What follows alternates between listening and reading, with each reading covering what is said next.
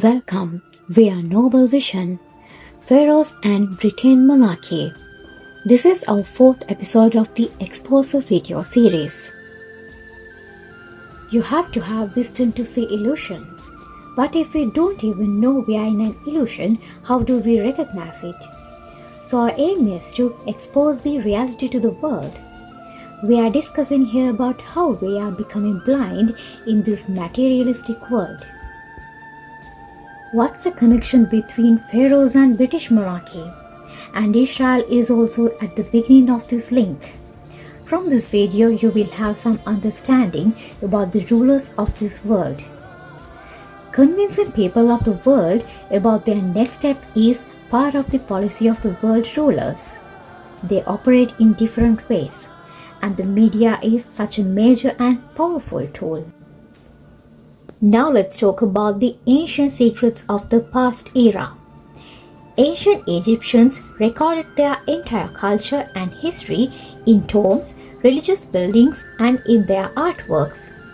The odd issue is that method of the pyramids were built not documented correctly anywhere. Why is nothing mentioned about how the pyramids were built? This mysterious secret history is a puzzle without solutions.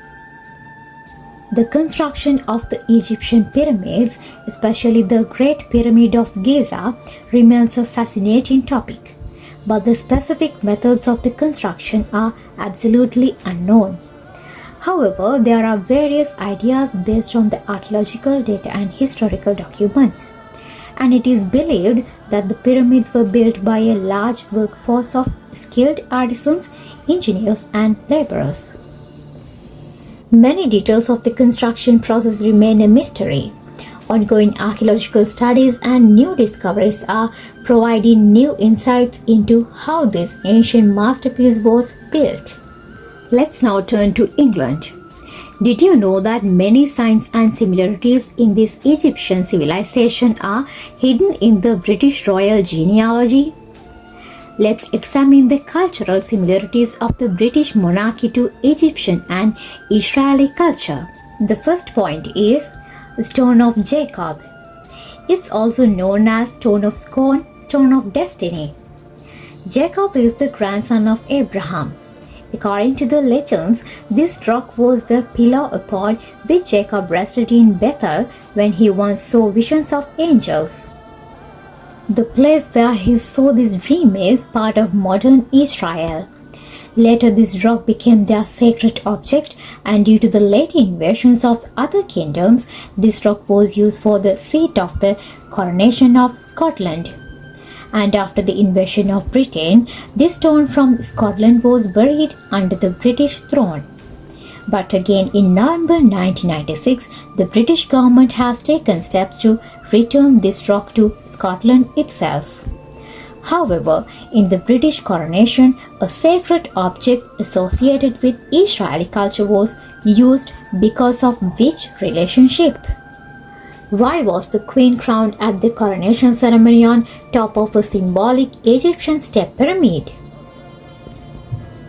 And the third point is, the 12 beads around the queen's crown are similar to beads on Hebrew high priest's breastplate. After joining the United Kingdom, their flag is known as the Union Jack. Some believe that this represents the 12 tribes that emerged throughout the Israelite civilization. Also, if you look carefully, you will notice that this flag has 12 stripes. Likewise, the three colors of the United Kingdom flag match to the colors of Egyptian monarchs' crowns. The scepter in the hand of the king at the British coronation is similar to the scepter of Egyptian pharaohs. Also, the British king's scepter has a gem found in Africa called the Star of Africa, which is the world's largest gem. The presence of the bees on Queen Elizabeth's coronation gown is another clue. Pharaonic artwork shows that the bee was a symbol of their royalty as well as the symbol of Egypt. Maybe you are familiar with this headdress worn by the Queen's high-ranking courtiers. This is also originated from the ancient Egypt. If you look at the history of the British royal family, you can see that they keep the wealth within the family without going out of their family for marriages. So they continued the marriage between their own family. And this is similar to the culture of Egyptian pharaohs who were married their siblings and their parents. Here our last point. You must have heard the British national anthem. The national anthem says, "May the king be blessed. God save the king. May the king be saved and wished for long life." Don't you feel it's like enslavement of common people? The Egyptians at that time also worked for welfare of their king. Egyptian pharaohs who worshipped pagan gods sought their welfare and received sacrificial treats from slaves. So the British, who made the whole world their colonies, didn't make the whole world their slaves. Open your eyes and look. Even today we are slaves of the descendants of the Egyptian pharaohs. We have become slaves to their delusion in a way that we cannot even imagine.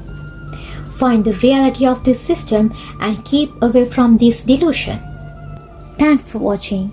So see you soon from next episode.